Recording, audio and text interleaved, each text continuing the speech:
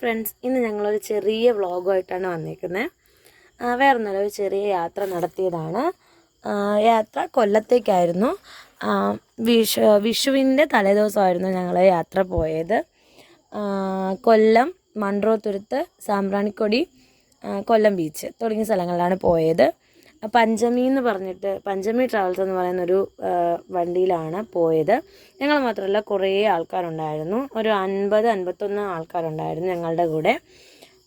ആദ്യം ഞങ്ങൾ ഇവിടെ നിന്നൊരു 6:45 ആയപ്പോഴേക്കാണ് യാത്ര തിരിച്ചത്. ഞങ്ങൾക്ക് ആവശ്യമുള്ള ഫുഡ് ഞങ്ങൾ കാറ്ററിംഗ്കാർക്ക് ഓർഡർ കൊടുത്ത് ഉച്ചയ്ക്കുള്ള ഫുഡും രാവിലെയുള്ള ഫുഡുമായിട്ട് ഞങ്ങൾ ഇറങ്ങിയിരുന്നു. കുട്ടികളൊക്കെ ഉള്ളതുകൊണ്ട്, കുട്ടികൾക്ക് വേണ്ടിയിട്ടുള്ള ട്രിപ്പായിരുന്നു കൂടുതലായിട്ടിത്. അപ്പോൾ കുട്ടികളൊക്കെ ഉള്ളതുകൊണ്ട് തന്നെ ഞങ്ങൾ അവർക്ക് ഫുഡ് നമ്മൾ കരുതിയിരുന്നു. അങ്ങനെ രാവിലെ പോയിട്ട് ഒരു യാത്രയുടെ പകുതി ഭാഗത്തെത്തിയപ്പോഴേക്കും ഞങ്ങളൊരു സ്ഥലത്ത് വണ്ടി ഒതുക്കിയിട്ട്, ബസ് ഒതുക്കിയിട്ട് ഞങ്ങൾ അവിടെ നിന്ന് രാവിലത്തെ ഭക്ഷണം ബ്രേക്ക്ഫാസ്റ്റ് കഴിച്ചു. ബ്രേക്ക്ഫാസ്റ്റും കൊള്ളായിരുന്നു. ഇടിയപ്പവും കറിയുമായിരുന്നു. അതങ്ങനെ കഴിച്ചിട്ട് പിന്നെ ഞങ്ങൾ നേരെ യാത്ര തിരിച്ചു. നേരെ പോയി മൺട്രോത്തുരുത്തിലാണ് ഫസ്റ്റ് പോയത്. അവിടെ ചെന്നപ്പോൾ ഞങ്ങൾ നേരത്തെ ബുക്ക് ചെയ്തിട്ടുണ്ടായിരുന്നു. ഒരു 250 രൂപയാണ് ഒരാളുടെ ടിക്കറ്റ് എന്ന് പറയുന്നത്. അപ്പോൾ കൊച്ചുകുട്ടികൾ എന്ന് പറയുമ്പോൾ ഒരു ഹാഫ് ടിക്കറ്റ് പ്രായം എന്ന് പറഞ്ഞാൽ 12 വയസ്സിന് താഴെയുള്ള കുട്ടികൾക്ക് ഹാഫ് ടിക്കറ്റാണ്. അപ്പോൾ അവർക്ക് അങ്ങനെ ഹാഫ് ടിക്കറ്റും ബാക്കിയുള്ളവർക്ക് ഫുൾ ടിക്കറ്റുമാണ്. അങ്ങനെ 250 രൂപ കൊടുത്ത് ഞങ്ങൾ നേരത്തെ ബുക്ക് ചെയ്തിട്ടുണ്ടായിരുന്നു. അങ്ങനെ അത്രയും പേരും ബോട്ട് യാത്രയായിരുന്നു അവിടുത്തെ പ്രധാനപ്പെട്ട സംഗതി എന്ന് പറയുന്നത്. ബോട്ട് യാത്രയായിരുന്നു. ബോട്ട് യാത്ര എന്ന് പറയുമ്പോൾ ഒരു ഏകദേശം രാവിലെ അവിടെ എത്തിയതിന് ശേഷം ഉച്ച വരെയും ബോട്ടിൽ തന്നെയായിരുന്നു. കംപ്ലീറ്റ് ബോട്ടിനകത്തായിരുന്നു. വേറെ പ്രശ്നമൊന്നുമില്ല. പക്ഷേ ഈ നമുക്ക് കുറേ നേരം ഈ ബോട്ടിൽ തന്നെ ഇരുന്ന് നമുക്ക് വേറൊന്നും ചെയ്യാനില്ലാത്തതുകൊണ്ട് ബോറടിക്കും. പക്ഷേ ഈ കാഴ്ചകളിങ്ങനെ കണ്ടുകൊണ്ടിരിക്കുകയാണെങ്കിൽ കുഴപ്പമില്ല. പക്ഷേ കുറേ കഴിയുമ്പോഴത്തേക്കും ഒരു ബോറടിയുണ്ട്. പിന്നെ കുട്ടികളുള്ളത് കൊണ്ട് കുഴപ്പമില്ല. അവരോടത്ത് കളിച്ചും ചിരിച്ചൊക്കെ ടൈം പോയി. പിന്നെ അങ്ങനെ പോയിട്ട് കുറേ നേരം ഉണ്ടായിരുന്നു ബോട്ടിനകത്ത്. ബോട്ടിലെ പാട്ടൊക്കെ ഇട്ടുതന്നു. പാട്ടിട്ടുന്നു. പിന്നെ ബോട്ടിൽ സർവീസ് നടത്തുന്ന ആൾക്കാരൊക്കെ നമ്മളോട് നല്ല സഹകരിക്കുന്ന ആൾക്കാരായിരുന്നു. അവർ നമുക്ക് ഫ്രീ ആയിട്ട് ചെയ്യാം. ഫ്രീ ആയിട്ട് ആ ബോട്ടിനകത്ത് നമുക്ക് ഇരിക്കാൻ പറ്റും. ഒരു കുഴപ്പമില്ല. പിന്നെ ഞങ്ങൾ 2 ബോട്ടുകളിലായിട്ടാണ് കയറിയത്. ഞങ്ങൾ മൊത്തത്തിൽ പോയ എല്ലാവരും 2 ബോട്ടുകളിലായിട്ട് കയറി.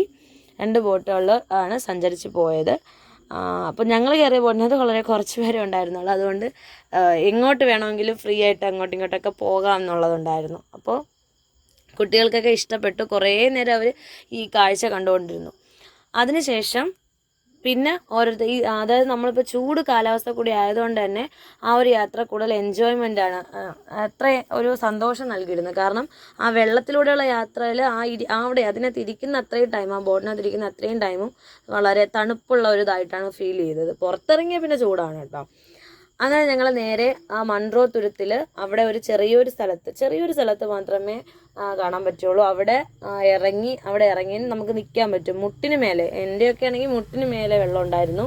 അവിടെ കുറച്ച് ദൂരം അങ്ങോട്ടും ഇങ്ങോട്ടൊക്കെ സഞ്ചരിക്കാൻ പറ്റും. നല്ല രസമുണ്ടായിരുന്നു അവിടെ ആ ഒരു ബോട്ടിൻ്റെ ഒരിത് കാണാനായിട്ട്.